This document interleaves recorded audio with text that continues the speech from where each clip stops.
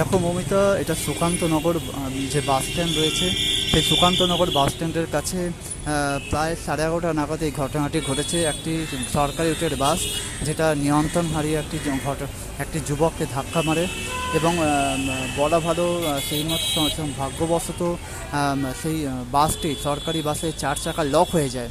Lock হয়ে যাওয়ার ফলে যখন সেই ধাক্কা মারার পর গাড়িটি ওখানেই থেমে যায়, ফলে মাথা ফেটে যায় যুবকটির। এরপরই ঘটনাস্থল থেকে যুবকটিকে উদ্ধার করে স্থানীয় হাসপাতালে নিয়ে যাওয়া হয়েছে।